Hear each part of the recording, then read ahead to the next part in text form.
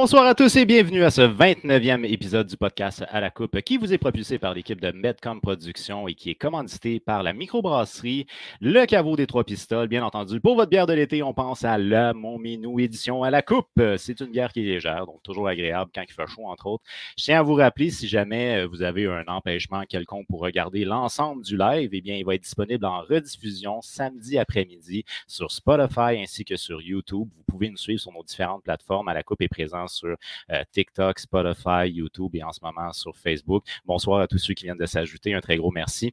Alors aujourd'hui, on a la chance de recevoir un invité qui est vraiment collé à l'organisation du Canadien de Montréal. Fait que nous, on a beau parler du Canadien, de ce qu'on voit et tout ça, mais on s'entend que les informations, ils viennent des fois de loin et on a vraiment une chance inouïe. Mais avant toute chose, je tiens à vous dire aussi que la première saison de À la Coupe podcast va se terminer lors du prochain épisode, soit le 30e épisode. On a des belles nouvelles à vous annoncer pour la deuxième saison, mais le dernier épisode va être l'épisode du 30e épisode. Alors, sans plus attendre, on va y aller avec celui qui va m'accompagner ce soir dans l'entrevue, notre chroniqueur du alacoupe.ca, Émile Beausoleil. Bonsoir.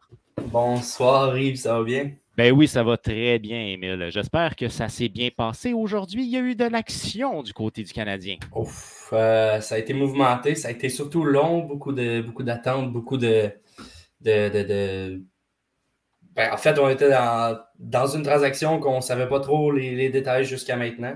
Mais écoute, ça a été une belle journée. J'aime bien ça quand ça bouge dans le Canadien. Puis, on a été gâtés aujourd'hui, je pense. Est-ce que tu es satisfait de la transaction? Je veux dire, là, on situe là, officiellement, Sean Monahan s'en vient à Montréal. Choix conditionnel de première ronde 2025 qui pourrait être 2026, etc. Contre considération future, donc rien.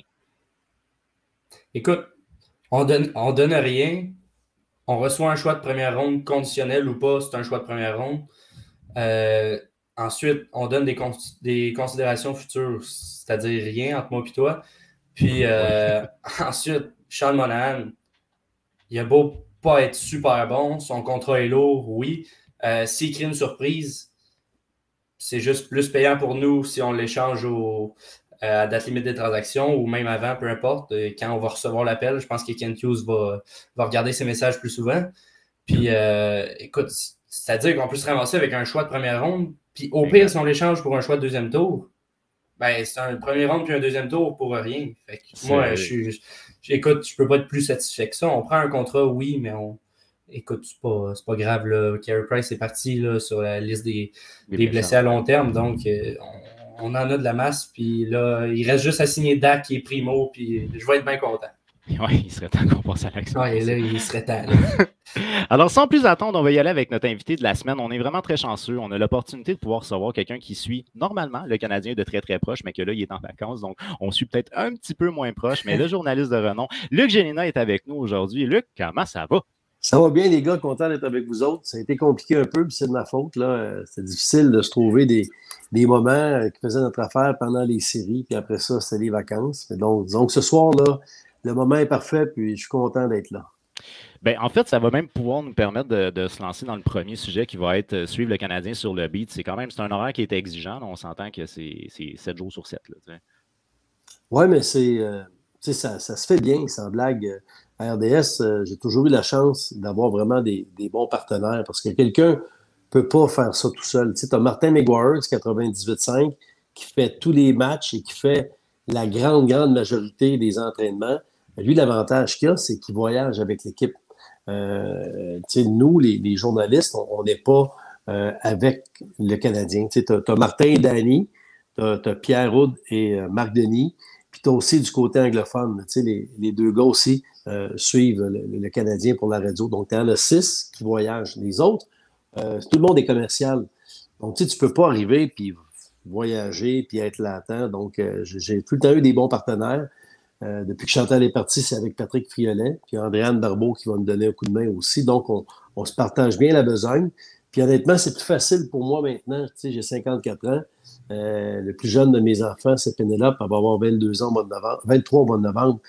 Quand il était jeune, c'était beaucoup plus compliqué parce que les 3 faisaient du sport d'élite, 3 sports différents.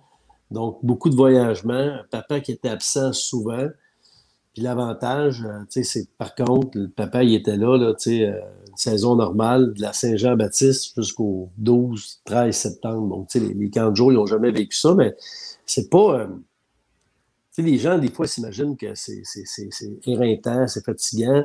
C'est la plus belle job au monde, là. Tu peux pas commencer à te plaindre, là. Mon fils travaille sa construction, là. À 6 heures le matin, il est sur un chantier. Aujourd'hui, on s'est parlé, il a passé la journée à ramasser des débris et à faire des voyages de brouette parce que le container n'était pas arrivé. Et moi, je regarde des gars tourner en rond, patiner, faire des entraînements, je fais des entrevues. Donc, même si des fois, les journées sont longues, puis tu voyages, puis tu es souvent à l'hôtel, puis dans l'avion, c'est pas fatigant partout. C'est pas fatigant du tout. Ben, quand même, puis vous avez l'opportunité aussi de vivre des gros événements, là, parce que vous avez quand même tu as quand même vu plusieurs finales de Coupe Stanley, entre autres. C'est des moments qui sont inoubliables, je pense. Ben moi, c'est ça que j'aime le plus dans mon emploi, c'est vivre des événements. Quand j'ai commencé dans le business, souvent mes amis ou même des gens de la famille me disaient: aimerais-tu un jour devenir lecteur de nouvelles? Ben non. Non, moi, je veux pas être dans le studio puis lire les nouvelles des autres, puis j'aurais peut-être même pas été assez bon pour faire ça. On a chacun nos champs d'expertise, là. Moi, ce que j'aime, c'est être sur place, vivre l'événement. Puis oui, c'est vrai, j'ai vraiment été chanceux au fil des années, depuis mon arrivée à RDS, de vivre des beaux événements uniques. Puis tu t'en rends pas compte, tu avances, tu fais 1 année, 2 ans, 3 ans. Quand j'ai commencé, ça m'impressionnait donc.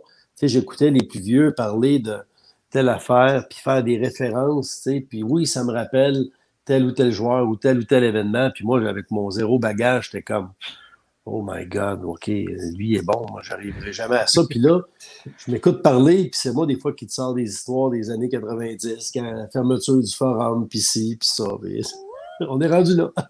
Mais ça me permet de vous amener, de t'amener, Caroline, j'ai la misère, ça me permet de t'amener... Ouais, on n'avait pas un deal. Tant que ça m'appelle pas le gros ou big, on est correct, là. Non, ça, non. J'ai un de mes amis qui se posait la question, qu'est-ce exactement qui t'a amené? Parce que toi, tu n'étais pas nécessairement dans le domaine sportif à la base. Qu'est-ce qui t'a amené vers le journalisme sportif? Ben moi, j'ai toujours aimé le sport.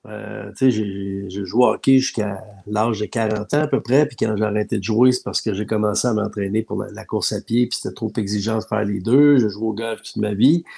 Puis le sport est resté collé là, au niveau secondaire. C'est là que le déclic s'est fait au séminaire Sainte-Marie à Shawinigan, en secondaire 3. Il y avait une annonce pour des journalistes bénévoles pour le journal étudiant puis la radio étudiante. Et puis, tout de suite, j'ai commencé à écrire des textes puis à faire des nouvelles à la radio sur le sport. Par exemple, des gens, des élèves dans l'école qui participaient à une compétition, puis là, ou le club de football de l'école, whatever. Puis on parlait aussi des cataractes. Puis de fil en aiguille, le gars de l'audiovisuel a entendu parler qu'à la télé communautaire, il cherchait un duo d'analystes commentateurs. C'était bénévole. Je ne sais pas pourquoi, il s'est arrêté sur moi puis Claude Chesnay, mais pas l'ancien dépisteur, un gars de Saint-Boniface, mon petit village. Puis il nous a demandé si on voulait faire ça. On devait être vraiment mauvais, mais vraiment mauvais, là. 2 TQ qui alternaient à chaque vendredi en imitant un descripteur puis en imitant un analyste. Puis on alternait. Puis de fil en aiguille, je me suis ramassé. À l'époque, il y avait des radios AM dans toutes les villes. J'ai connu les gens des médias de Trois-Rivières et de Shawinigan là.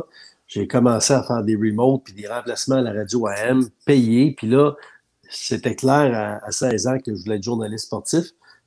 Je suis allé étudier au cégep de Jonquière. Puis là, au cégep, c'était pas nécessairement le sport. Je voulais juste vraiment devenir un bon journaliste. Puis, en sortant du cégep, je suis allé à Caméra 88, qui était à TQS à l'époque. C'était une émission d'intérêt public là, qui ressemble un petit peu à GA, je peux dire, mais pas mal plus freak show. OK. On fait des reportages là-dedans, là, des fois, là. Je ne le disais pas à ma mère le dimanche là, de regarder Caméra 88. Là, je me souviens d'avoir fait un reportage. Puis on était payé au reportage. Fait que, moi, là, je sortais de l'école, j'avais besoin d'argent. J'en faisais des topos. Je me souviens d'un reportage que j'avais fait, c'était sur Baby Rocky. C'était un gars qui avait un tigre. Le gars, il avait vraiment un tigre. My God! Fait que là, moi, je fais comme, hey, c'est hot ça, on va faire un reportage là-dessus. J'appelle le gars. Puis là, tout était compliqué avec lui. Il fallait que j'appelle chez son voisin. Il n'y avait pas d'auto. Il fallait donner des lifts. Donc là, on fait 2 jours dans la vie de ce gars-là.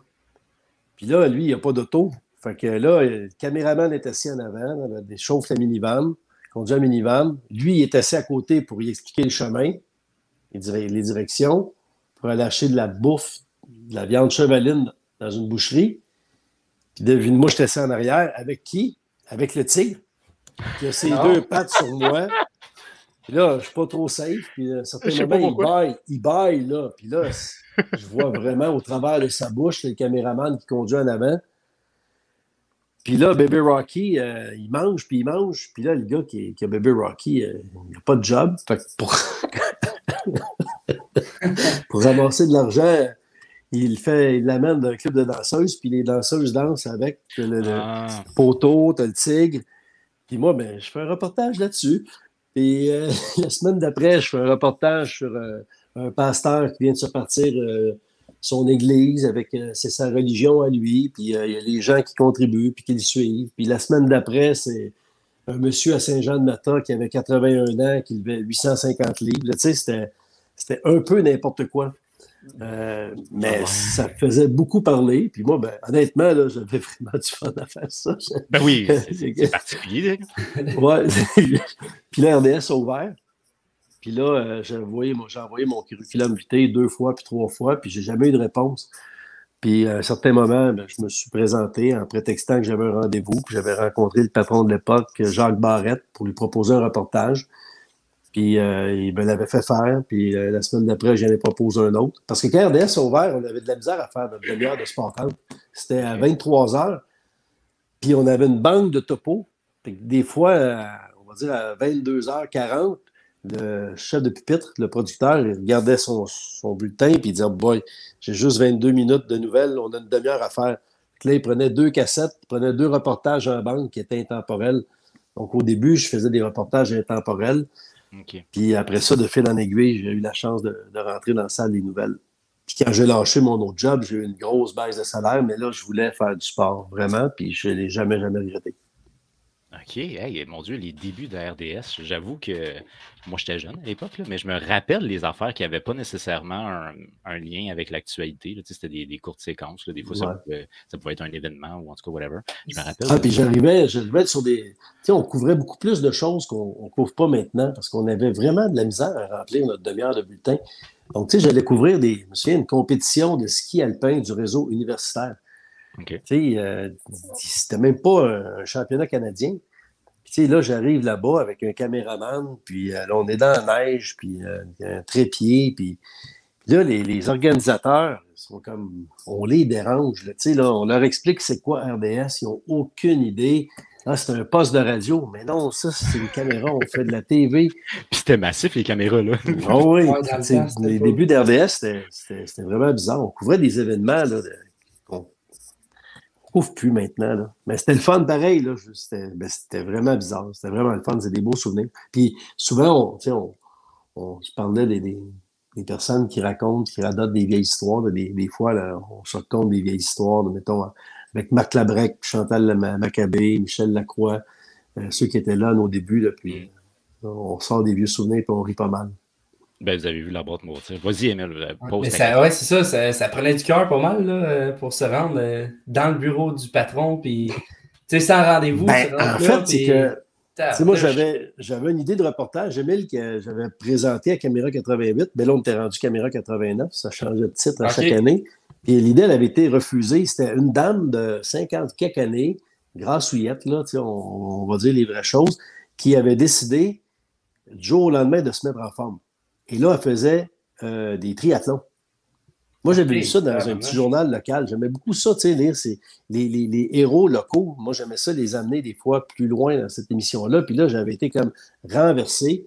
J'avais appelé la dame, j'étais allé la visiter. J'étais comme, wow, mais quel beau reportage. On va faire 8-9 minutes avec elle. Quel bel exemple. Puis c'était peut-être pas assez freak show. René Ferron, le patron, le producteur, à l'époque, avait dit, ça m'intéresse pas. Je comprenais pas. Puis là, à RDS, je voyais ça aller en ondes, puis des fois, je me disais, mais voyons donc, il me semble que... Comment ça qu'ils m'ont pas rappelé, tu sais? Fait que là, c'est ça, j'étais allé, me souviens encore, j'étais allé, j'avais demandé à rencontrer Jacques Barrette, puis je viens rencontrer M. Barrette. Oui, vous avez rendez-vous, oui, à 15 heures, papa. Puis je me souviens, c'était 15 heures, je me souviens pas pourquoi j'avais pris cette heure-là. Puis il est arrivé, puis il a dit désolé, ben oui, nanana. Fait que là, il m'avait amené, puis peut-être qu'il avait cerné mon jeu, mais on s'en est jamais reparlé. Puis là, j'ai expliqué ce que je faisais dans la vie, puis je lui ai proposé mon reportage. Puis il m'avait dit oui, ça m'intéresse, on va t'envoyer, je vais te trouver un réalisateur puis un caméraman. Là, je disais, un reportage de 2 minutes, je fais des topos de 8, 9, 10, 12. Je n'ai pas besoin de réalisateur. Là, lui, il était bien impressionné de mon autonomie. Puis j'étais allé sans réalisateur. Oh, on a perdu en chemin. Puis ce topo-là, il a passé le soir même. Oh, puis on a perdu la connexion, toutes mes excuses. Ben, en fait, tout le monde avait planté, j'ai l'impression. Non, vous me voyez plus? Ouais, non, tout allait bien. Je pense que c'est juste toi, Yves, qui a bugué. Toute l'histoire est encore là. Ah, c'est moi! Bref, en tout cas... Ouais, c'est toi. Toute l'histoire est encore là. Continue, vous étiez tout moi. Excusez. Salut, Yves! Welcome back. Mais bref, moi, j'étais rendu à le réalisateur. Ils l'ont passé le soir même. Fait que là, j'ai fait OK, s'ils l'ont passé le soir même, là, c'est bon signe. Donc, la semaine d'après, je l'ai proposé un autre, puis de fil en aiguille, ça s'est fait comme ça. Fait que tu me proposerais-tu de faire la démarche? 15 heures, je m'en vais là-bas. Oui, on va rencontrer. Ouais. Je peux m'essayer, ouais. RDS n'engagerait pas. RDS n'engagerait pas aujourd'hui le Luc Gélina que j'étais en 89. Tu sais, j'avais pas beaucoup d'expérience, surtout pas à Montréal. Puis, à l'époque, tu arrivais et tu allais en onde, tu n'étais pas coaché, tu n'étais pas accompagné. J'étais en bégayant une moyenne shot, là, sans blague. Là. Mais c'était comme ça à l'époque. Là. Mais un petit fait anecdotique, Émile, c'est que je connais quelqu'un qui travaille comme aiguilleur là, chez RDS. Puis lui, à toutes les semaines, il envoyait des emails au gars qui est responsable pour l'aspect technique. Puis il était comme, puis est-ce que tu as vu ma maquette? Puis est-ce que tu as pensé à ma maquette? À un moment donné, il a fait comme, on va te passer une entrevue. Puis il a passé son entrevue, puis il est embauché. On va prendre la question ici de l'abonné. Andy Saucier qui pose la question, quel joueur tout sport confondu avez-vous été le plus impressionné lors d'une entrevue? Par sa gentillesse. Moi, je suis chanceux, là, parce que la gentillesse, là, au hockey, là, tu sais, les gens me demandent souvent c'est qui le plus fin. Sapristi, ils sont tous fins. Tu sais, je vais dire Martin Brodeur, Marc-André Fleury, Roberto Longo, Christopher Letang, Martin Biron, tu sais, puis dans les actuels, c'est pareil. Ils sont tous gentils. Mais moi, j'étais un gros maniaque de golf, beaucoup plus que de hockey. Fred Couples, ça m'avait impressionné parce que j'ai couvert des Skins Games. Puis Fred Couples, à ce moment-là, il était à l'apogée de sa carrière. C'était, tu sais, puis les joueurs de hockey, c'est en Amérique du Nord, puis dans les pays plus nordiques. Mais tu sais, Fred Couples, c'est une légende mondiale. Là. Puis de l'avoir en entrevue, one-on-one, puis gentil, là. Lui, ça m'a vraiment impressionné. Mais la personne qui m'a le plus impressionné, c'est grâce à RDS, mais c'est pas dans le monde du sport. Tu sais, j'ai été chanceux, j'ai croisé Ozzy Osbourne, Buddy Guy dans le blues, mais à un certain moment, au match des étoiles de LA en 2002, il y avait quelque chose, il y avait une affaire entre l'association des joueurs et Garth Brooks, la grosse vedette du country. Puis il donnait une conférence de presse, puis il donnait de l'argent pour les jeunes, puis il y avait de quoi d'organiser avec le match des étoiles.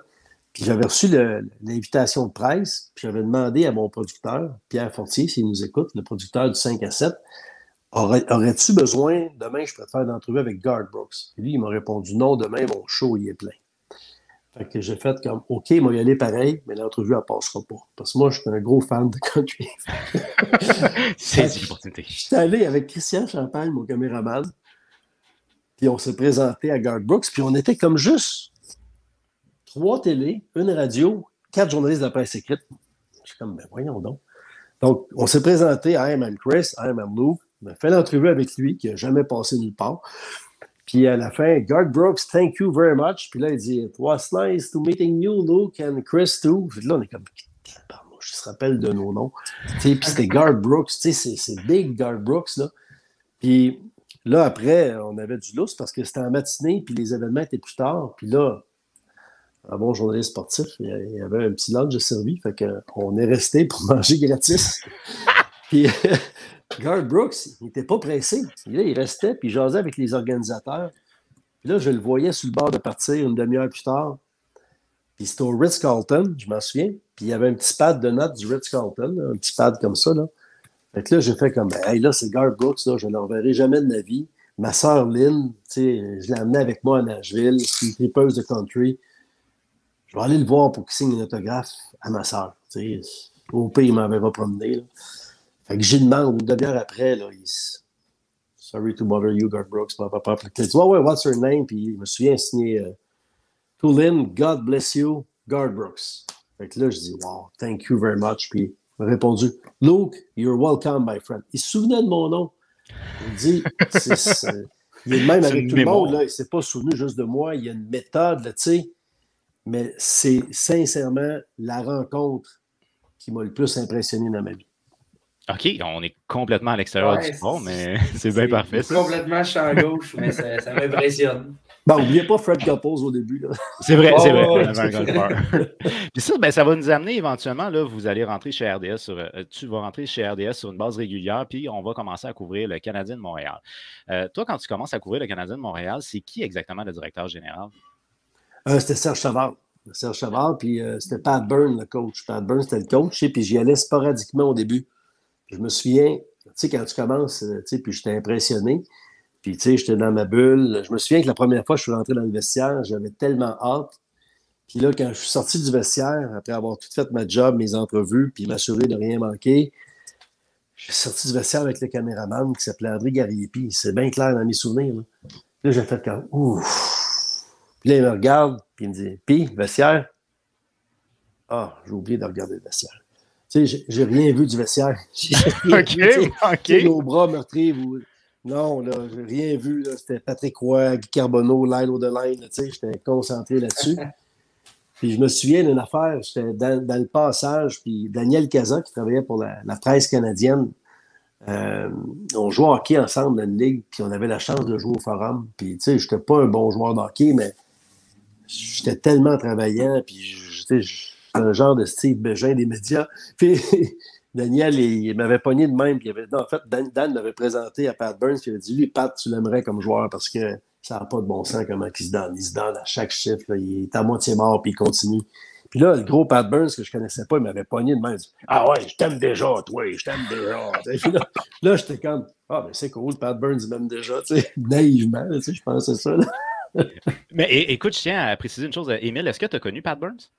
Non, j'ai pas eu la chance de le connaître. Okay. Pat Burns, c'est un ancien policier, grosse stature, un homme imposant, puis qui avait l'air bête. Puis ça a l'air qu'il était raide avec ses joueurs. Ah, mais j'ai vu des entrevues et tout, mais j'avais pas l'âge de le voir en action. Mais oui, j'ai déjà entendu parler de lui, puis il fait peur. J'ai une bonne histoire pour Pat Burns. Il quitte le Canadien, puis il s'en va coacher les Maple Leafs à Toronto. Donc, moi, le patron de l'époque, Yvon Lednet, il m'envoie à Toronto couvrir la première journée du camp d'entraînement des Maple Leafs, la première journée de Pat Burns. Donc là, moi, j'arrive là-bas, la journée même, tu sais, tout croche, à bric-à-brac, un caméraman qu'on engage là-bas, qui a la moitié de l'équipement, qui était déjà à la retraite, qui n'était pas un monsieur rapide en partant. Bref, là, RDS, on arrive là-bas, là, puis, tu sais, on est l'escouade de réserve, vraiment, tu sais. Puis là, Pat, il est dans les estrades, fait que je vais jaser avec, il est super bête. Je fais l'entrevue avec, il est super bête. Je le recroise après dîner, il est bête tout le temps. Là, je suis comme, voyons donc. Fait que là, tu sais, j'attends, je fais des entrevues avec les joueurs, je fais mes stand-up, tu sais. Puis là, à la fin de la journée, je fais comme non. Là, ça marche pas, ça, là. Fait que là, je me prépare à lui dire, là, Pat, c'est vraiment pas correct. On part de Montréal, je viens de voir, je suis le seul média de Montréal pour ta première journée de camp. Tu m'as traité comme de la boîte toute la journée. Je pense pas que je mérite ça. Tu sais, puis là, je me le répète, là, Luc, t'es capable, tu vas lui dire, là. Tu te choqueras pas, là, tu vas lui dire. Oui, tu vas lui dire. OK. Là, j'arrive à son bureau, puis tu sais, c'était le Garden, là, c'est pas comme maintenant, là, tous les nouveaux buildings. C'était un petit building, puis la porte, c'est écrit coach, là, tu sais. Comme l'aréna à Shawinigan-Sud, là, tu sais. Fait que là, j'arrive à la porte du coach, puis je cogne fort, là, tu sais, là. Puis là, come on! Là, je rentre, puis là, c'est Pat. Ouais, Pat, en tout cas, là, moi, ma journée est finie. Je retourne à Montréal. Puis là, comme je prends mon souffle pour lui dire ce que je veux lui dire, il se lève. Hey, excuse-moi, Luc, là, première journée aujourd'hui, là, j'ai pas été correct avec toi, là. Hey, j'étais dans le jus, là. Mais que tu reviennes, on va prendre le temps, on va jaser plus, là. Hey, désolé. C'est normal, Pat, je comprends ça. À la prochaine. Soudainement, tout ce qu'on s'est répété, ça n'a plus de sens. Là. Mais tu sais, il m'avait déstabilisé. Fait que c'était ça, Pat Burns. Il était tout le temps sur le qui-vive avec lui, puis je ne l'ai pas connu longtemps avec le Canadien, mais tu sais, après, tu sais, je l'ai vu avec les Devils, avec les Bruins, avec les Leafs. Évidemment, j'avais couvert quand il avait été congédié par Boston. Il avait fait une conférence dans une espèce d'auberge, quelque part dans le Maine ou dans le Vermont. J'étais allé aller-retour, puis c'était tous ces chum bikers là, avec des Harley Davidson. Puis c'était pas une journée de fun quand tu es un coach, tu fais ta conférence après ton congédiement. Ouais. Puis il avait été fin avec nous autres, il avait été gentil, il m'avait donné du temps. C'était vraiment un homme exceptionnel. Moi, je l'adorais, Pat Burns. Vraiment, vraiment beaucoup. J'ai absolument rien à y reprocher. Moi, je me souviens qu'il en imposait beaucoup, mais je ne le connaissais pas. On a quelqu'un ici qui nous demande c'est quoi l'aspect le plus dur en tant que journaliste qui est affecté aux Canadiens? Ben, c'est les voyages puis les absences. Autant que c'est le fun être sur la route, puis voir des amphithéâtres puis voir des matchs. Autant des fois, c'est difficile. C'est moins pire maintenant. Mais des fois, là, nous autres, tu achètes des billets pour un spectacle, il faut que tu achètes d'avance. Bon, ben là, tu es sur la route. Ou des fois, tu as des événements avec tes enfants. Je me souviens, là, on est dans mon bureau aussi, chez moi, à Repentigny, au 2e étage. Avant, c'était la chambre de ma fille Daphné. Puis la chambre principale n'est pas loin là-bas. Puis, en séries éliminatoires, on part, puis on ne sait pas, on vient quand le Canadien n'est pas là. Puis je me souviens vraiment, elle avait 8-9 ans. Puis là, j'étais revenu d'une ronde pour genre 24 heures, 48 heures. Puis le lundi matin, je repartais tôt de la maison à 5-6 heures. Puis là, j'allais faire une ronde de série. Puis si ça se finit en 4, puis t'es rendu à Boston, bien là, le boss t'appelle, puis il dit ça se finit. Tu vas jumper sur Philadelphie, qui est rendu en 5 puis 6. Donc, tu sais, c'est ça, les séries. Puis c'est le fun. Puis je me souviens, ce soir-là, j'étais couché avec mon ex-femme, la mère de mes enfants. Puis là, Daphné, elle voyageait aux toilettes souvent à la salle de bain. Puis sa mère, elle me dit, là, va voir Daphné, elle est vraiment triste là, que tu partes encore demain. Mais non, elle n'est pas triste. On s'est parlé toute la fin de semaine. Elle est bien correcte avec ça. Puis là, je rentre dans sa chambre. Puis je m'assois à côté d'elle. Puis là, elle pleure, là. Elle pleure, elle est inconsolable, là, tu sais. Puis c'est des gros sanglots, puis elle me dit, papa, je veux pas que tu partes demain, puis ça fait trop longtemps que tu es parti, puis je sais qu'on va être ensemble tout l'été, puis qu'on va pas au service de garde, puis qu'on n'y va jamais, mais là, aujourd'hui, là, je veux pas que tu partes, puis je suis tanné, t'es tout le temps parti, puis, tu sais, là, moi, tu sais, comme papa, tu sais, t'as la console du mieux que tu peux. Puis là, après ça, ben, tu pleures, pas en cachette, mais tu pleures, là, pas dans sa chambre, en tout cas, elle. C'est ça qui est le plus tough. Là, maintenant, mes enfants sont plus vieux. Tu sais, qu'est-ce que je manque? C'est des anniversaires, des fois, j'ai un chum, ils sont partis de 50 ans, ils sont partis de retraite. Mais tu sais, peu importe le job, tu peux être policier, tu peux être pompier, tu vas en manquer plein d'affaires, tu sais. Puis c'est ce que je trouve le plus tough, mais c'est rien comparé à tout le bonheur que ma job me donne. Tu sais, c'est pas... Non, ben on comprend. Émile, vas-y. Ah non, j'avais rien à dire. J'étais complètement dans l'histoire. Mais c'est ça. Mettons que tu pars en série, là, comme on a eu les séries du Canadien, mettons, l'an passé. Est-ce que, genre, il y a un moment où est-ce que tu as dit que tu revenais, mais est-ce qu'il y a un moment où est-ce que, genre, ça se peut que tu reviennes juste pas des séries complètes? Tu sais, parce que tu parlais de ça s'inter... Quand, mettons, il y a une série qui finit, tu t'en vas, mettons, tu étais à Boston, tu t'en vas à Philadelphie. Tu sais, je veux dire, il y a toujours une autre série, non? Ah oui, c'est arrivé souvent. C'est arrivé dans le passé. Ça arrive moins maintenant, mais oui, ça peut arriver. Tu sais, puis si le Canadien se rendait en finale, tu sais, il y a 2 ans, l'année passée, en fait, là, c'était la pandémie, fait que, tu sais, on voyageait pas. Mais tu sais, Chantal, elle était allée faire la 3e ronde à Vegas. Puis vu qu'elle était déjà aux États-Unis, après ça, elle est allée directement à Tampa. Fait que Chantal, elle a été partie un mois de temps là, à ce moment-là. Tu sais, ça aurait pu être moi. Mais si le Canadien était là, si le Canadien serait en finale l'année prochaine. Ouais. Ils ne se rendront pas en série, là, mais si le Canadien serait en finale. Patrick Friolet et moi, on travaillera tous les jours jusqu'à la fin parce que quand le Canadien est impliqué, On se partage le travail. Il y en a un qui couvre le Canadien, mais il y a beaucoup d'intérêt pour le club adverse aussi. Là. Toutes les petites nouvelles du club adverse deviennent des grosses nouvelles dans une série contre le Canadien.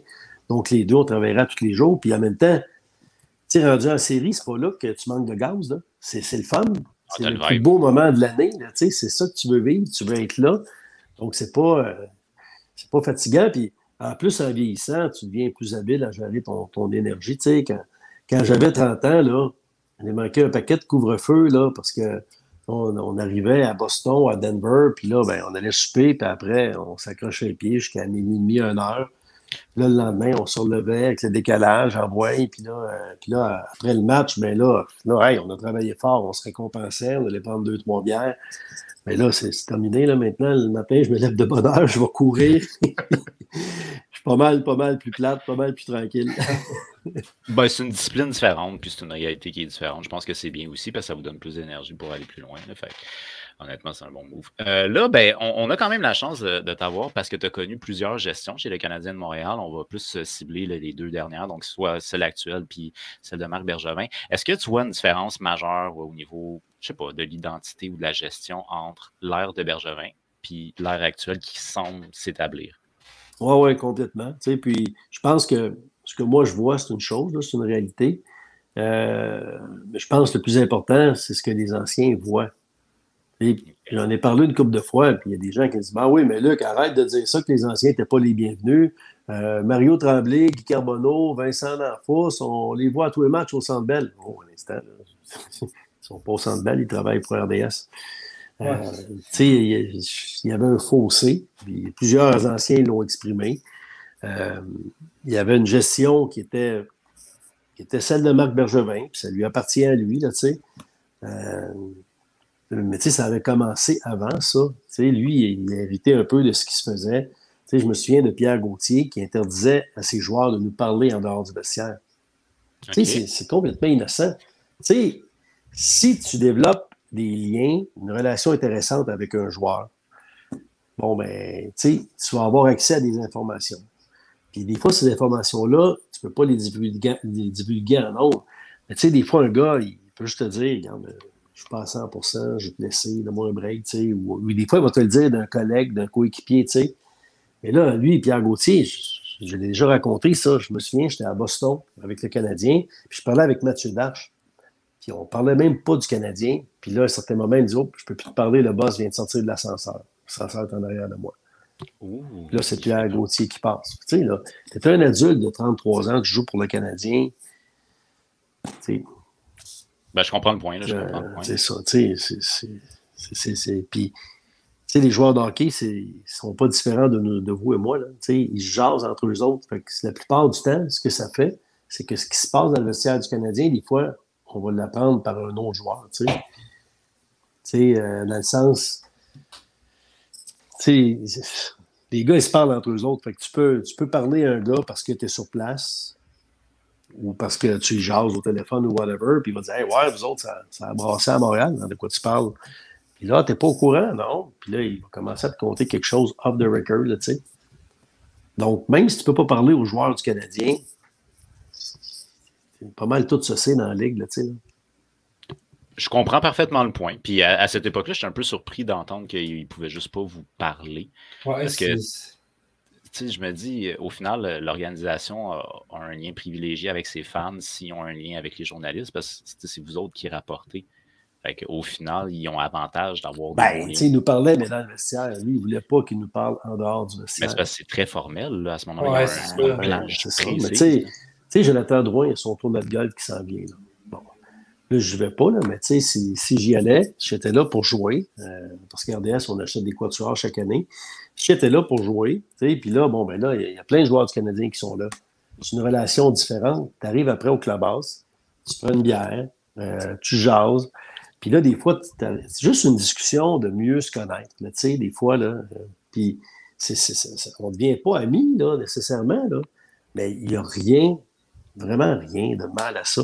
Mais bref, la nouvelle direction, j'aime vraiment la façon que ça se dirige. Puis mon ami Éric Leblanc du RDS.ca, à la réunion des DG, il a posé une question à Kent Hughes. On était là les deux. à West Palm Beach. Puis la question d'Éric, honnêtement, quand il l'a posée, c'est une bizarre de question, ça. Parce qu'il a demandé à Kenny Hughes quand ça va être terminé, tout ça, votre association avec le Canadien. Ça, je trouve ça bizarre, le gars, il vient de commencer.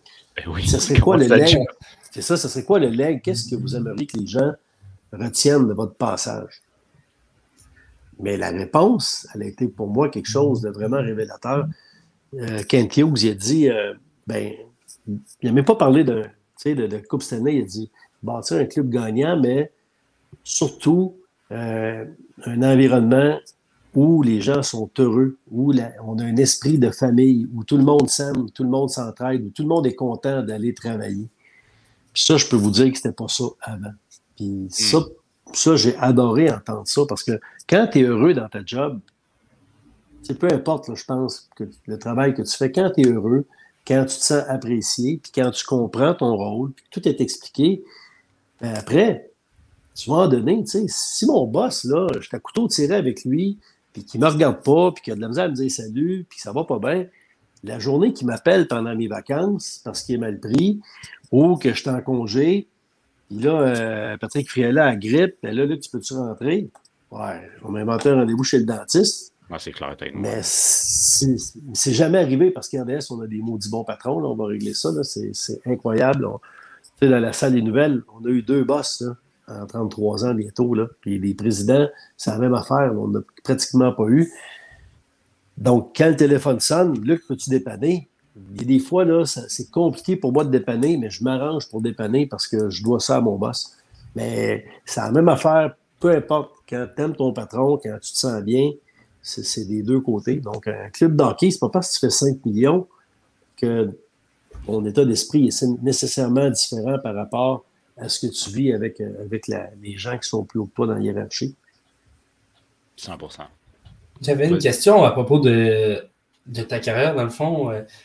Tu sais, toi, ça fait longtemps que tu suis le Canadien. Est-ce qu'il y a eu un scoop à un moment donné que tu as su d'avance qu'aujourd'hui, c'est plus un scoop, là, genre, mettons, la transaction a été faite ou whatever, mais est-ce que tu reçois ça, tu sais, les messages d'avance? Tu reçois-tu quelque chose? J'en ai eu un qui était vraiment intéressant, mais mon patron ne m'a pas donné le feu vert. Quand les Sabres de Buffalo ont fait l'acquisition de Ryan O'Reilly des Blues, c'était une grosse transaction qui ne touchait pas Montréal, mais qui était une grosse transaction à travers la Ligue. Puis, j'avais tous les détails à 100%. Donc, j'ai appelé mon boss, puis il m'a dit, tu sais, ouais, là, c'est gros pas mal, là, tu sais, là, fait que, garde, donne pas tout, puis vas-y au conditionnel. Fait que je suis allé le plus possible, j'en ai donné le plus possible au conditionnel, puis c'est pas sorti le lendemain, c'est sorti le surlendemain, genre, c'est sorti peut-être 37-38 heures plus tard, puis c'était exactement tout ce qu'on m'avait dit. C'est ça, ça en est une belle. Ça en est une bonne. J'aurais aimé ça, tu sais, être vraiment plus affirmatif, tu sais, puis RDS, le genre appris, ça n'a pas été sur le rds.ca, ça n'a pas été nulle part. Là. Moi, je l'ai tweeté, puis c'est mort de même.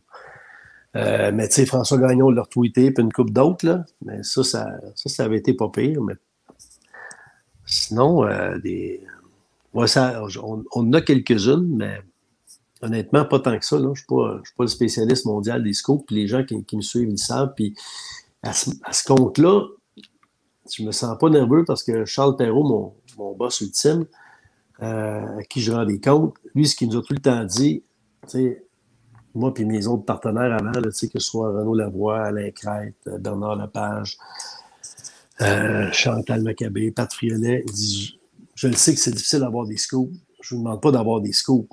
Je veux juste que vous ne manquiez aucune nouvelle. Si vous ne manquez aucune nouvelle, vous allez avoir 100% sur votre note.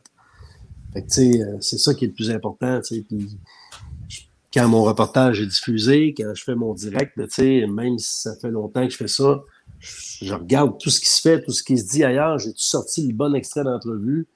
Dans le Journal de Montréal, les sites web aussi, comme La Presse, comme l'Athlétique, comme lnh.com en anglais. J'essaie de comparer pour être sûr que je ne suis pas passé à côté. OK. Ben, en même temps, je pense aussi que ta renommée est surtout dans le domaine de l'analyse. Là, dans le fond, c'est que tu as des informations qui sont des informations solides. Fait que c'est pas nécessairement l'aspect scoop. Puis, je pense qu'il y a des gars qui sont vraiment établis scoop. Quand je pense à Elliot. Moi, mon job, c'est de rapporter les rumeurs. Il se passe ça, c'est ça. Tu sais, puis les scoops, ils disparaissent vite. Je me rappelle de Louis-Jean à TVA Sport, il y avait eu le scoop du congédiement d'Alain Vigneault. Tu sais, lui, il a mis sur Twitter Alain Vigneault congédié par les Canucks.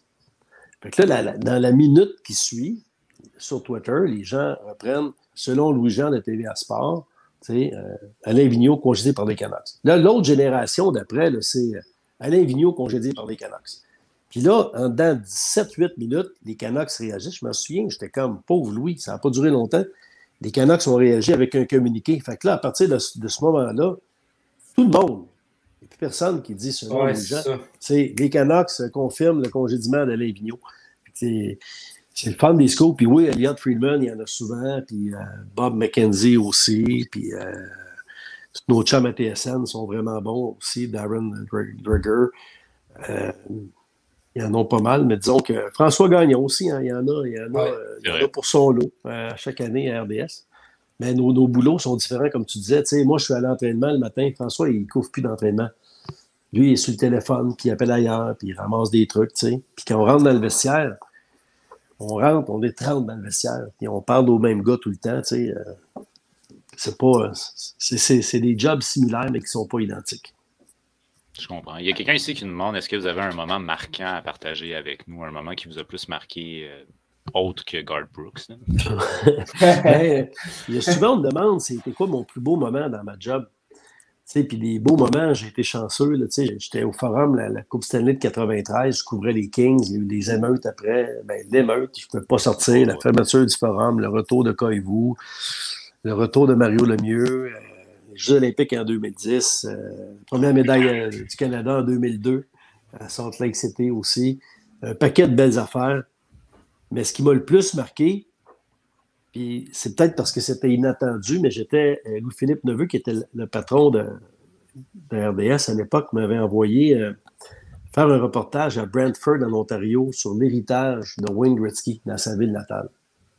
Honnêtement, il n'y avait rien de fun là-dedans. Là, je veux dire, j'allais filmer des chandails au Boston Pizza, faire une entrevue avec le gérant du Boston Pizza. J'allais voir le maire, ça, c'était pas payé. Je ramassais du monde dans la rue. J'allais à l'aréna, il y avait des vieux trophées de Wayne. Mais il y avait ce qui était pas payé, Walter, son père, qui avait été booké pour une entrevue. Puis j'avais fait l'entrevue avec Walter. Puis après, il nous avait demandé de le ramener chez lui.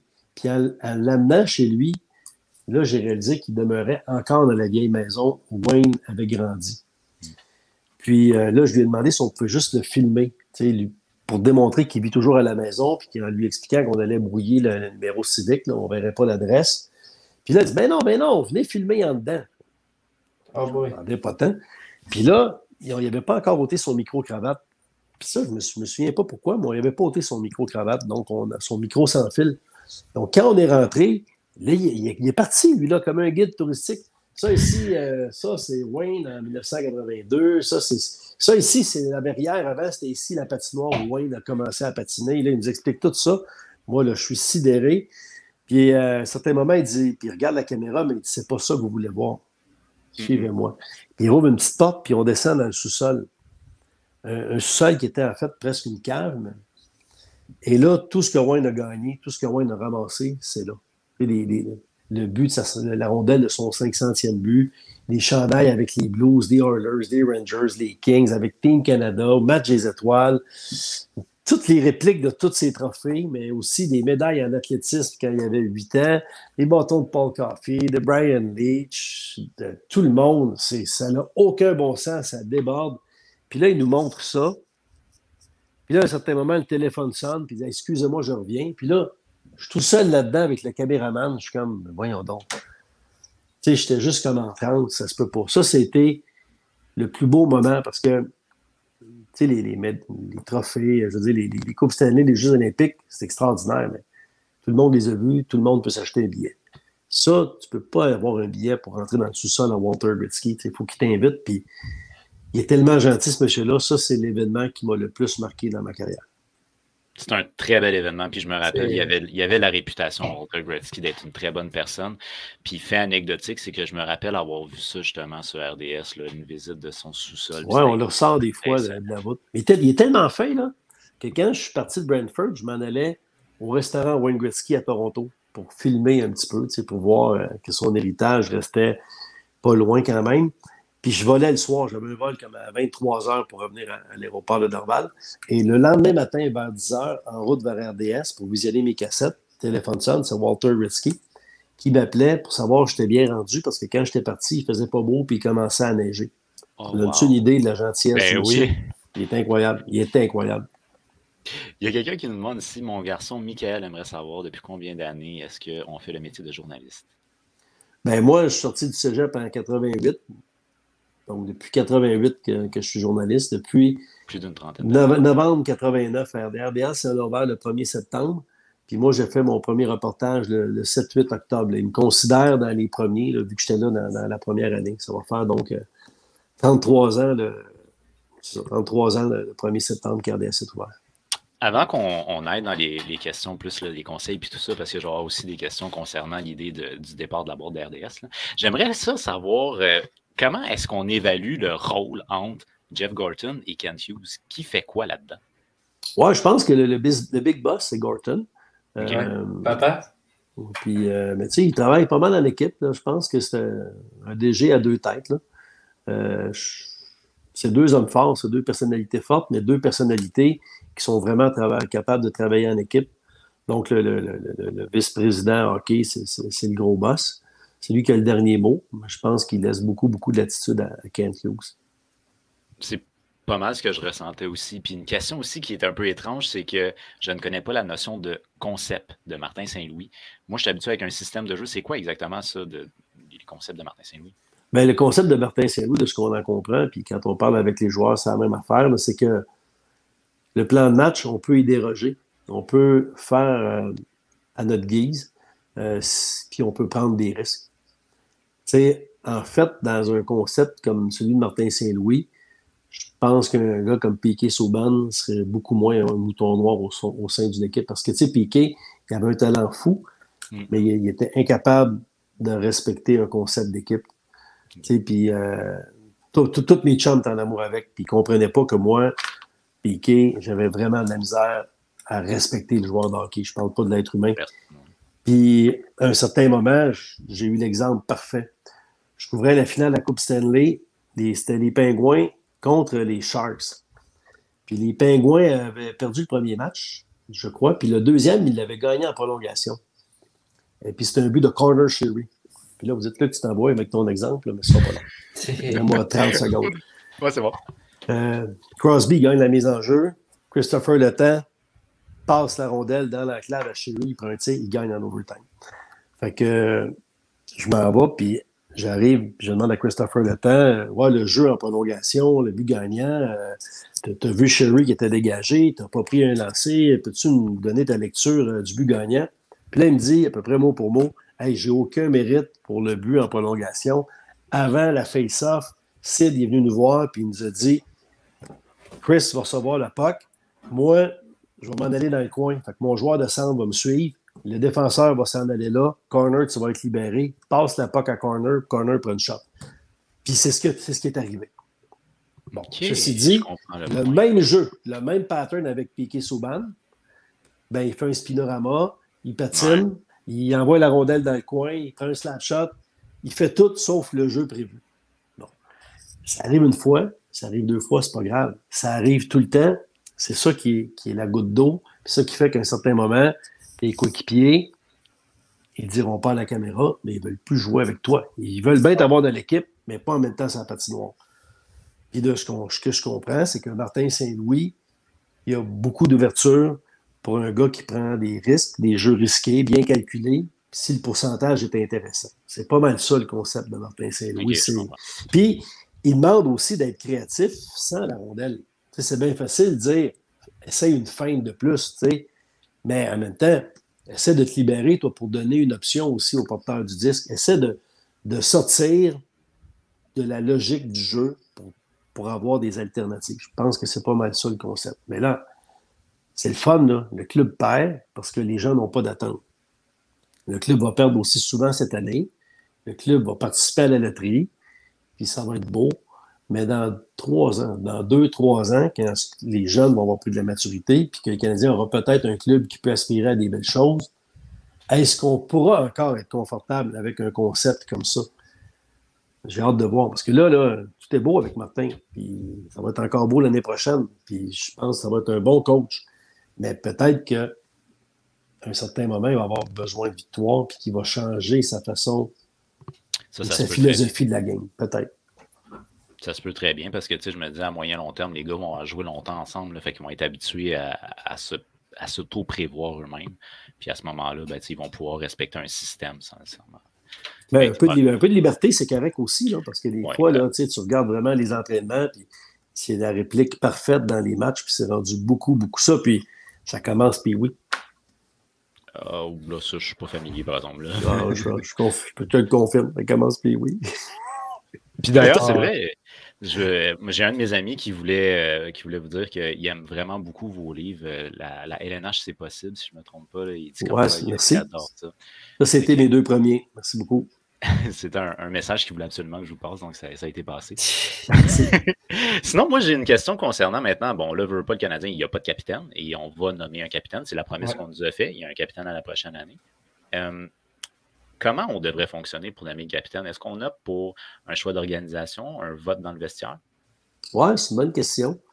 Je pense que ça revient aux joueurs, pour moi, un capitaine. Là. Ça revient à un vote dans le vestiaire. Quand c'est l'organisation qui choisit, c'est peut-être parce qu'on a une vision différente ou on a peur du Canadien, du capitaine qui peut être nommé. Je pense que c'est pas mauvais non plus. Là. L'identité du capitaine, d'après moi, si on procède à un vote, ça va être Joel Edmondson. C'est le rassembleur, c'est le bon gars que tout le monde adore, que tout le monde aime beaucoup. T'as Josh Anderson aussi, je pense, qui a beaucoup d'alliés dans ce vestiaire-là. Puis je pense que ça peut être une bonne transition avant de donner le C à un gars comme Suzuki.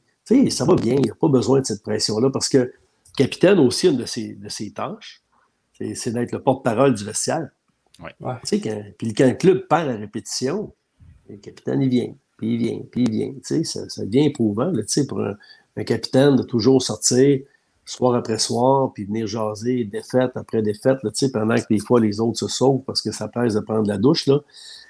Donc, Suzuki, pour moi, ça serait peut-être d'avoir un Edmondson qui a 2-3 ans, ça pourrait être correct. Là, je ne dis pas que Suzuki n'est pas capable de faire la job, là, au contraire, là, il pourrait être un excellent capitaine.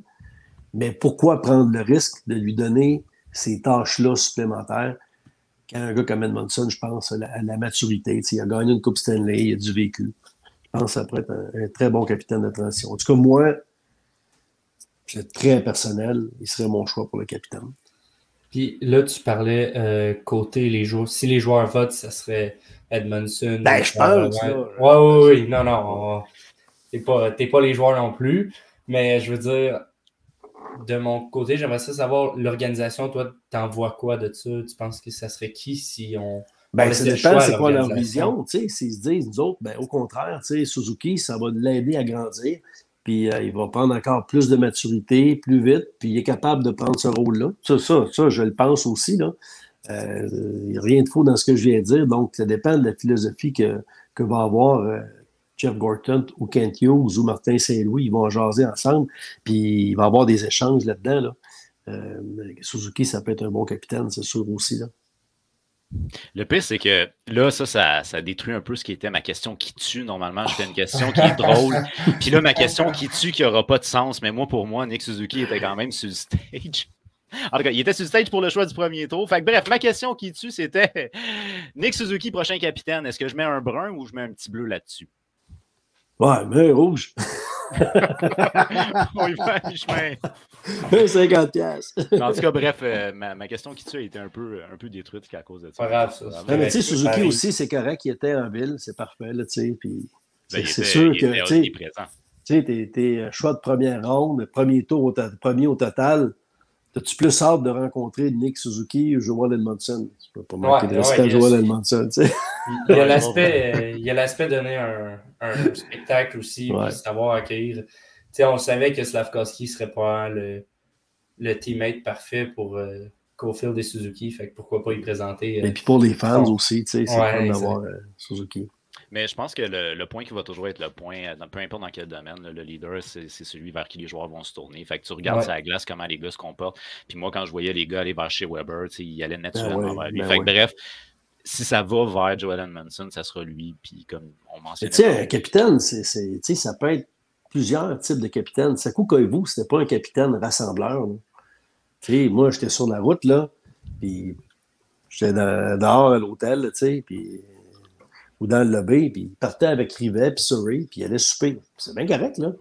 C'est arrivé combien de fois qu'il y a des jeunes qui étaient rappelés, là, puis qui me disaient là, que c'est quoi les restos pas pires ici à Boston, Washington, parce que personne ne s'occupait d'eux autres. Mais c'était un exemple parfait, puis c'était un gars qui se défonçait à tous les matchs. Après ça, tu as un Brian Genta qui travaille fort aussi, qui n'a pas le charisme et la personnalité de Koivu. Mais au tournoi de golf, c'est lui qui arrive avec les nouveaux en auto. C'est lui tu le vois à l'aéroport ou peu importe, au café shop de l'hôtel. C'est lui qui jase avec les jeunes. Tu as différentes sortes de capitaines, différents modèles. Ça dépend de ce que tu recherches. Puis, c'est tout bon, là. Je veux dire, c'est juste des personnalités qui sont complètement différentes. Je serais curieux de savoir votre réaction à la nomination de Chantal Machabée chez les Canadiens. Très bonne question, Sylvain. On a perdu Luc, mais très bonne question, Sylvain. Parce que moi, j'avoue qu'il a été intimement lié à Chantal Machabée. Assurément, ça ne le laisse pas indifférent, ça c'est clair que non. Là. Mais Chantal Machabée, elle a littéralement changé. Rebonjour. Ouais, salut, ça a coupé. Bien coup sec. Ça, c'est une question, honnêtement, qui au niveau sentimental, je ne suis pas mal sûr que ça va aller te chercher parce qu'on me pose la question, je serais curieux de savoir votre réaction concernant la nomination de Chantal Machabée chez les Canadiens de Montréal. C'est une collègue de longue date. J'étais étonné. Oui. La veille, on s'est texté. C'est ma chum de fille, puis c'est ma partner sur le beat. La veille, on s'est texté des niaiseries, là, des 5-6 fois, là, j'étais devant ma TV, puis là, c'est comme, ben drôle, je répondais. Puis là, le lendemain, paf, ça sort. Et là, j'étais comme, à côté de moi qui était comme, hey, ma tabaslac. Moi, ça, tu m'as pas dit ça. Puis là, je la texte, bravo. Elle me dit, ton téléphone ne sera pas long. J'ai dit, laisse faire, j'ai pu te parler, là, en joke. Là, elle m'a appelé, elle dit, j'ai demandé la permission à Jeff. Il faut au moins que je le dise à Luc. Ben, il n'a vraiment pas voulu. Fait que je suis désolé, partner, je suis désolé. Après, avec le recul, tu regardes ça, puis tu te dis, mais quelle nomination intelligente. Parce que, Jeff Molson, là, il voit bien là, qu'il y avait un fossé énorme entre les fans, puis les joueurs, puis les médias, que son club était devenu inaccessible, que ses joueurs, on ne pouvait pas leur parler, tout le message était contrôlé. Puis Chantal, elle l'a expliqué à la radio plus qu'une fois, là, elle a demandé à Cole Caulfield de faire une entrevue avec Jean-François Chaumont pour le Journal de Montréal. Ça a donné 2 belles pages en couleur. C'est très, très beau. Puis elle lui a dit, là, tu seras toi-même, là, t'es tripant, t'es cool, t'es un bon kid. Puis je te regarde au podium. Qu'est-ce qui se passe? T'es bien ennuyant par bout. Chantal, elle leur parle comme ça, là. Il a dit, mais là, Chantal, là, parce que moi, là, je ne sais pas quoi faire, là, je suis nouveau aussi. Puis avant, il me disait d'en dire le moins possible, de juste défiler des clichés, de rien dire d'original, comme ça, ça serait pas long, puis il ne me demanderait pas pour parler souvent. Là, Chantal a dit, c'est fini, ça! Puis, elle l'a raconté elle-même, là. Puis, Caulfield, il a juste été lui-même avec Jean-François. Ça a donné 2 belles pages dans le journal. Puis là, le lendemain est arrivé, puis les gars déjeunaient, puis elle leur a montré le journal de Montréal. Elle a dit, regardez si c'est beau, si c'est le fun, ça. On parle à peine d'hockey, on parle de ta vie. Puis là, je me souviens plus trop, mais il y a d'autres gars qui ont dit, hey, je pourrais-tu, moi aussi, j'aimerais ça. Donc, tu sais, Chantal, elle amène ce renouveau-là. Puis ça part de Jeff Molson. Elle n'aurait pas pu faire ça avec Marc Bergevin. Là. D'ailleurs, elle n'aurait pas pris la job, je suis sûr, si ça avait été de Marc Bergevin, parce qu'elle n'aurait pas pu rien changer.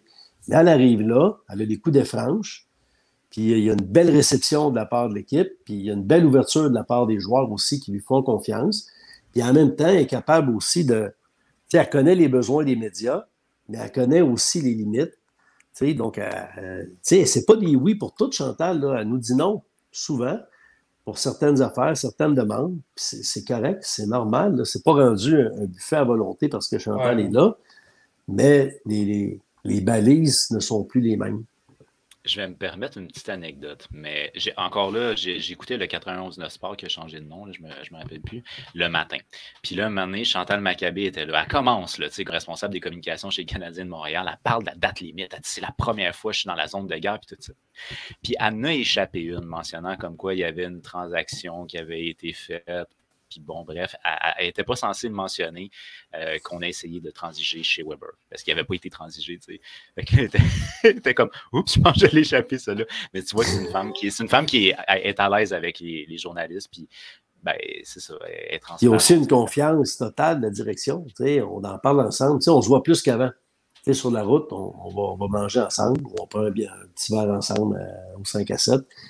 Ce qu'on ne faisait pas avant. Avant, on s'invitait à souper chez nous, chez elle, au restaurant, avec des amis, avec ma conjointe. Puis nos enfants, on joue au hockey ensemble. On se voit beaucoup en dehors du travail. Mais là, on peut se voir dans le cadre du travail. C'est le fun. C'est vraiment le fun. Puis ce qu'elle aime beaucoup de sa job, c'est que justement, le Canadien lui fait une belle confiance absolue. Puis je vais vous raconter une anecdote. Là. Je l'ai appelé à matin Chantal. Oh. Je ne sais pas il était quelle heure, là, mais je l'ai appelé, il était 11h moins 10. Fait que j'appelle Chantal, elle me dit « Salut Luc, j'ai pas le temps de te parler. » Ben, t'as même pas 30 secondes. Fait qu'elle dit « Non, on est en train de préparer un trade, là. Fait que j'ai pas le temps de te parler. » Puis là, j'entendais parler en anglais en arrière. Là. Je sais même pas si je devrais raconter ça, là, mais tu étais avec Ken Hughes. Puis là, moi, j'ai dit « Chantal, t'es ma chum. Moi, je suis en vacances. Fait que ça m'intéresse pas tes histoires de transactions. Fais ton trade, t'enverras le communiqué, puis tu m'appelleras demain. » Oh boy! OK, c'est brutal, ça. C'est ça. Fait que, tu sais, non, mais, puis elle me l'aurait pas dit, de toute façon. Mais, tu sais, il faut être capable de faire la différence entre l'amitié et la job. Moi, j'étais en vacances. Aujourd'hui, j'ai fait fumer de la truite pendant 2 heures de temps. C'était ça, mon affaire aujourd'hui. Partir mon fumoir, faire fumer ma truite. C'était pas de tweeter que le Canadien allait faire une transaction. Fait que moi, je dis, regarde, il s'est rien passé, on ne s'est pas parlé. Puis Chantal, elle l'apprécie. Puis moi, j'ai continué à faire mes affaires. Ça. J'ai été obligé de travailler. Bien, ça va me permettre aussi de mentionner, parce que dans le cadre du projet, on a eu la chance de parler avec des personnes qui ont déjà côtoyé de près ou de loin Chantal Maccabé. Puis je trouve ça important de pouvoir mentionner que j'ai une de mes amies qui a travaillé chez The Athletic qui définissait Chantal Maccabé comme Dieu, dans le sens que c'est une personne qui est très colorée. Là. Fait que bref, elle dit Chantal Maccabé, c'est Dieu. On a eu la chance. C'est vrai qu'elle sac beaucoup. Non, peut-être pas dans ce sens-là. Elle disait comme quoi c'était une personne qui était à l'écoute puis qui était très généreuse. Puis, on a eu la chance de parler aussi avec une jeune fille qui, elle était comme Chantal Maccabé, c'est mon idole depuis que je suis jeune que je la vois. Puis je veux vraiment, parce qu'elle veut s'en aller en journaliste sportif. Elle veut vraiment s'en aller dans ce domaine-là. Et de mon point de vue à moi, le Canadien est pour moi plus transparent que jamais. J'ai pas souvenir d'avoir vu le Canadien me parler comme si j'étais un fan de hockey intelligent. Là, pour nous autres, c'est bien plus fun. Notre job, c'était plus le fun là, depuis. C'est sûr que la pandémie, ça n'a pas aidé, il faut être honnête. Là. Ouais. Mais on ressent plus le lien, puis souvent les nouvelles sont plus colorées. C'est moins by the book de genre. Regardez, il est arrivé ça, je peux pas en dire plus, il est arrivé ça. J'aime ça quand ça à l'interne aussi, on est moins constipé. Quand le Canadien est allé jouer à Fort Lauderdale cette année, il y avait 2 jours de congé, puis le matin du match, là, ils ont réalisé qu'il y avait 3 quarts d'heure d'autobus pour aller à l'entraînement, qui était à 11h30. Puis là, tu as un 3 quarts d'heure d'autobus pour revenir. Fait que tu t'entraînes de 11h30 jusqu'à 12h10. L'autobus va partir vers 12h45. Tu arrives à 1h30. Tu dînes à l'hôtel. Puis là, avec le trafic, il faut que tu repartes quasiment à 3h30, 4h moins quart pour aller à l'aréna. Là, ça ne donnait pas un gros laps de temps. Ils ont annulé l'entraînement du matin. Mais ils sont allés faire une activation sur la plage avec le préparateur physique. J'ai vu ça. Puis là, c'est le compte Twitter du Canadien là, qui a filmé puis qui a mis sur Twitter les gars du Canadien qui se lancent le ballon puis qui courent dans l'eau.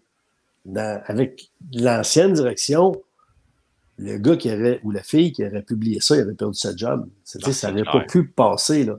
Mais là, maintenant, c'est devenu viral à travers toute la ligue. Ils sont cool. Ils s'entraînent là. Hey, on parle d'un entraînement du matin au match 68 de la saison. Là. Quand même, tu n'irais pas tourner en rond pendant 20 minutes à l'arena, c'est pas grave. Il y en a quand même qui ont protesté. Ah, dans mon temps, c'était pas comme ça, puis on ne devrait pas faire ça, puis ils perdent, puis c'est pas des coups de soleil. Hey. Donc, je pense que cette petite anecdote-là, c'est illustre aussi, pas juste le lien avec les médias, mais comme tu dis, le lien avec le public. Tu sais, les amateurs de hockey, les partisans du Canadien, ils ont trouvé ça sûrement très intéressant de voir un clip de 30 secondes de Cole Caulfield et de Suzuki qui se lancent le ballon. Ben oui. J'étais heureux.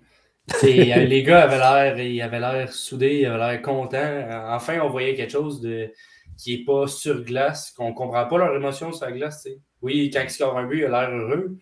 Mais là, on voyait vraiment à l'extérieur comment ça se passe. T'sais.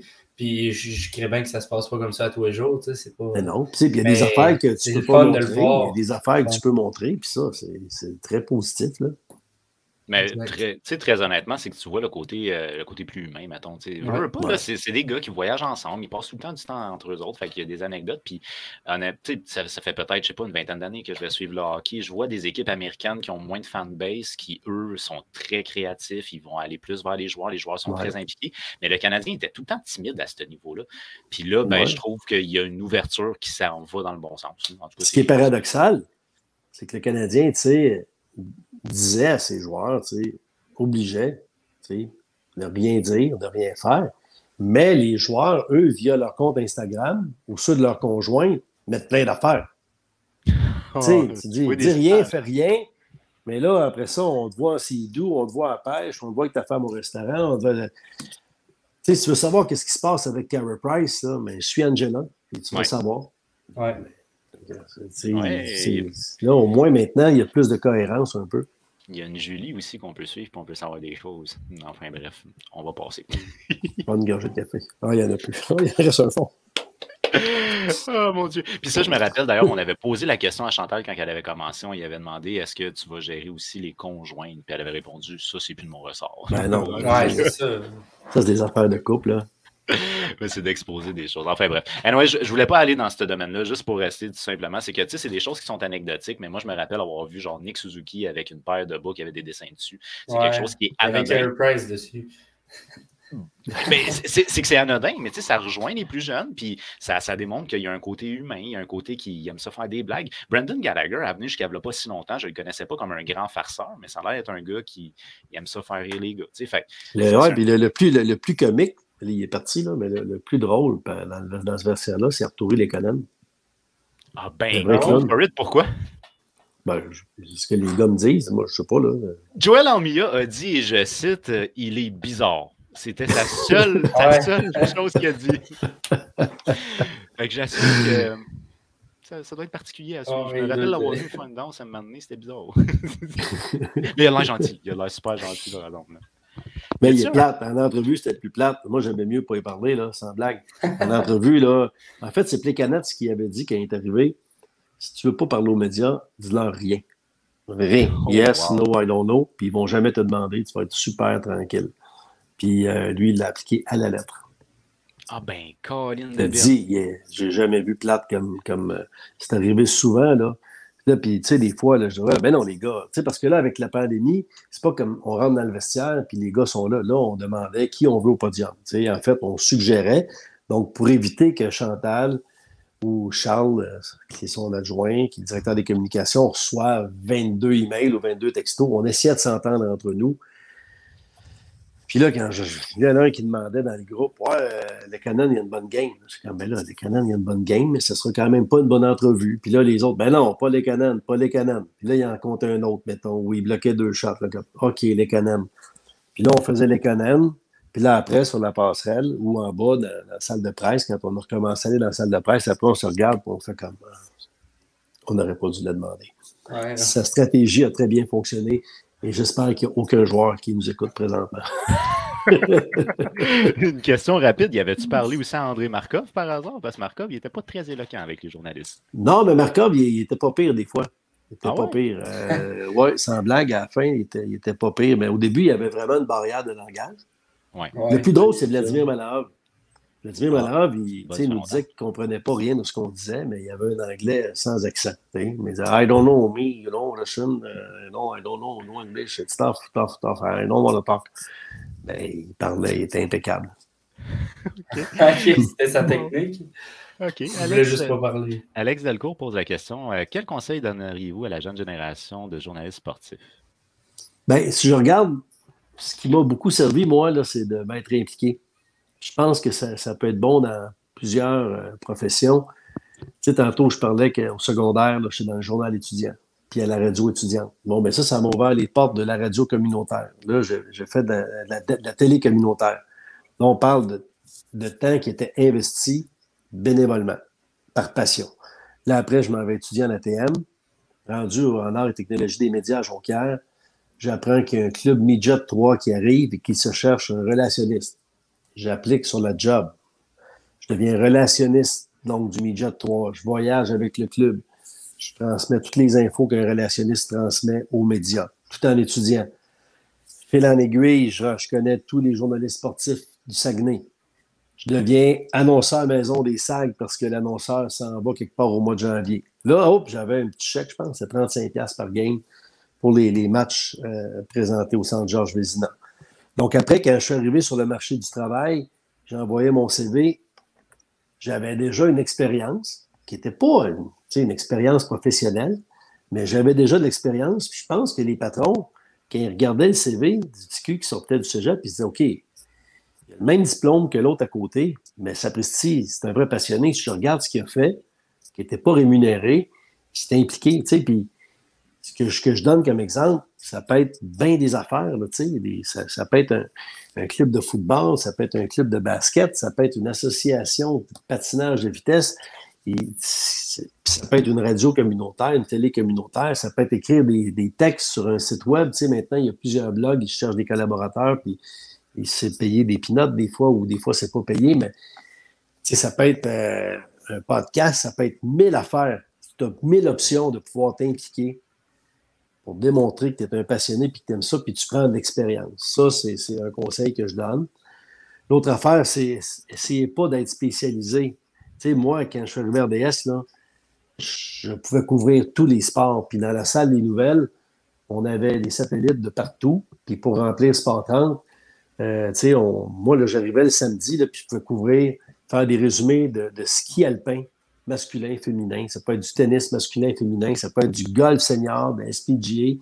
J'en ai couvert aussi sur place. Ça peut être de la NBA. Ça peut être des courses automobiles, du NASCAR.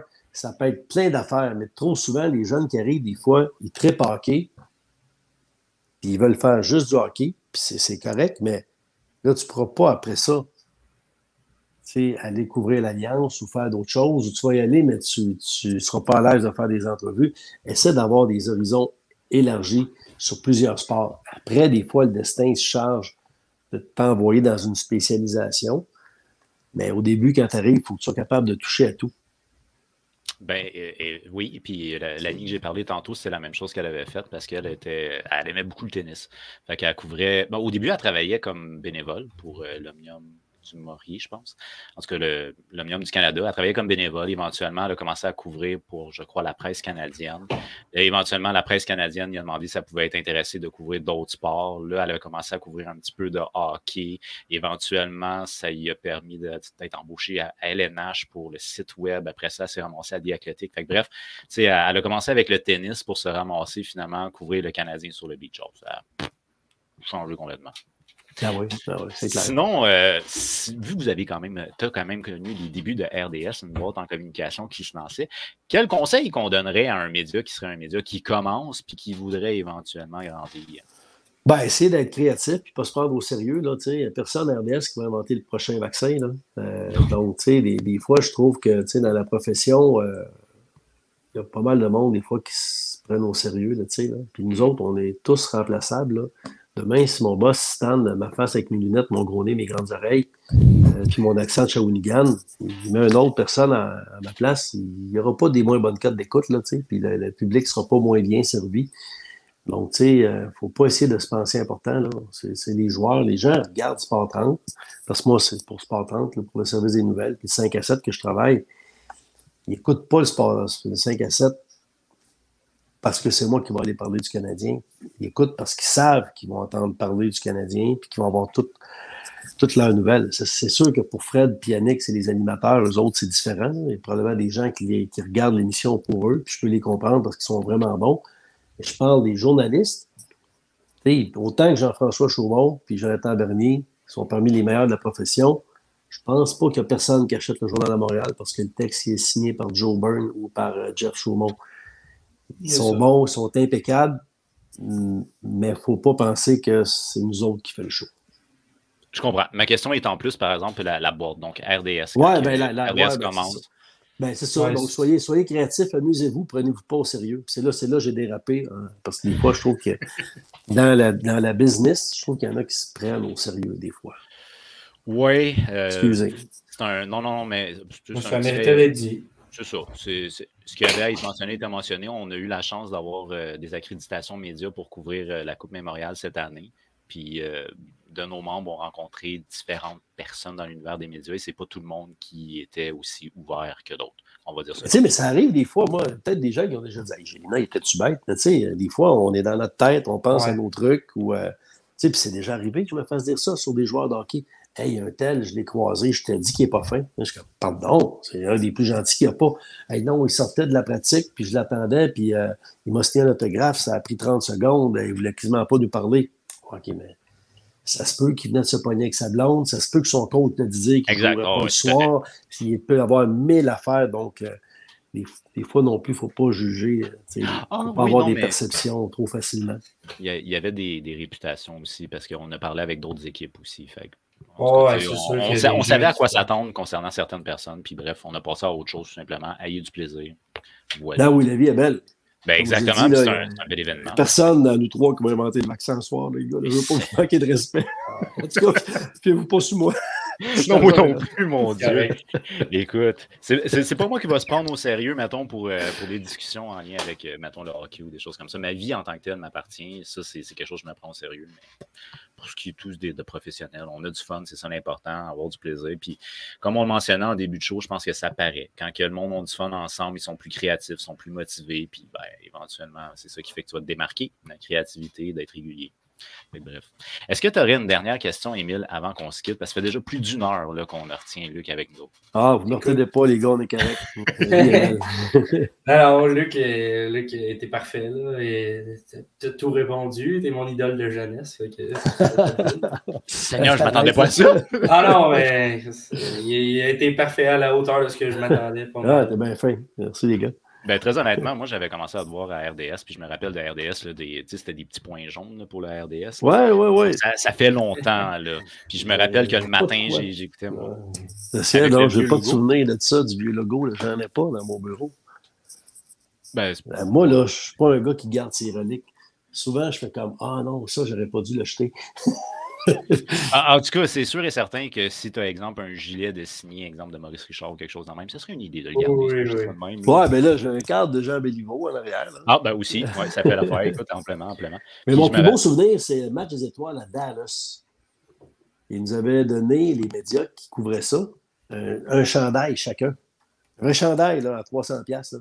Wow! Puis ça, j'ai jamais fait ça, j'ai jamais ramassé des signatures. Je ne l'ai pas fait au match des étoiles. Mais à l'aéroport, tu sais, les joueurs, ils volent commercial, là, ils ne sont pas en charter d'équipe. Fait qu'à l'aéroport, fait comme, il y a pas mal de gars qui sont ici, là, pas mal de joueurs. Fait que là, j'avais pogné un Sharpie, puis j'avais fait signer le Canadien, c'était Cristobal Huet puis Sheldon Surrey de mémoire. Puis là, j'avais commencé à ramasser une coupe de gars, tu sais, puis là, quand j'étais allé à Tampa, j'avais fait signer, mettons, le Cavalier puis Saint-Louis, puis après ça, Simon Gagné à Philadelphie. Fait que ça, c'est ma plus belle patente à moi, c'est ce chandail-là qui est signé par presque toute l'équipe de l'Est. Il manque Crosby. Mais Crosby, j'ai jamais osé. J'ai jamais osé. Oh! Intimidé par Sidney? C'est qu'il y a tout le temps du monde. Sidney, tu sais, tu peux pas arriver puis il est tout seul dans le vestiaire. Il y a tout le temps un relationniste à côté. Puis t'as l'air ticoune si tu fais ça dans le vestiaire. T'arrives, tu sais. Ah ouais, je comprends. J'en ai un collègue qui était à la radio avant. Tu sais, qui venait de temps en temps faire signer des trucs. C'est kid, probablement, mais on se regardait tout le monde, puis on disait, les seules fois qu'on le voit ici, C'est pour faire signer. Il n'y a pas de micro, c'est pour faire signer des affaires.